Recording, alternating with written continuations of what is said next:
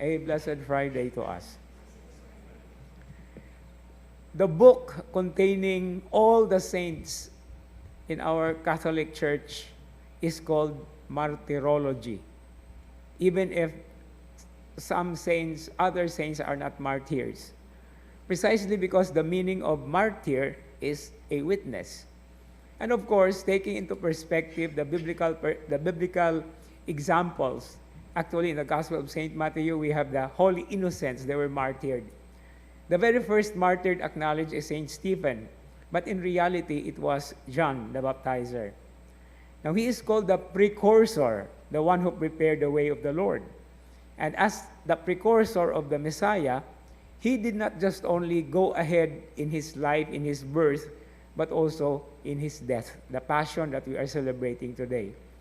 You know, I was just trying to play on some words as I was preparing for this short homily. I was looking through the dictionary online. No? I know the word is precursor.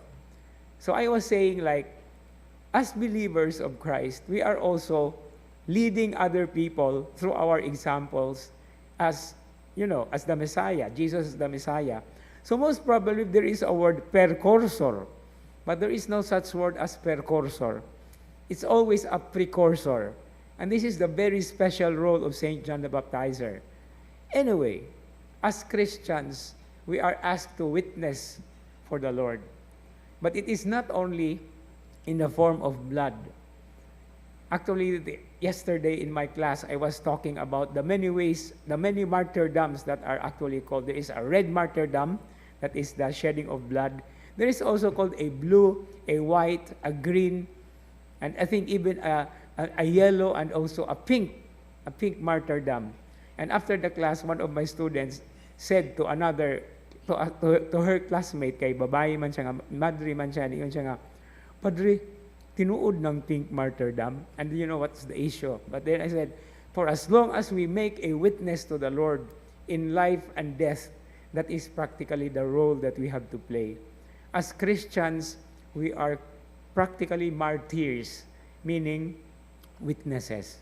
And as we continue this Eucharistic celebration on this very special memorial of St. John the Baptizer about his martyrdom or beheading, let us always constantly ask the Lord to give us strength and courage to be loud in our witnesses, in our witnessing to the very love and to the very mercy and to the very life that the Lord gives to all of us, the graces that we need and the examples that we have to follow and live on.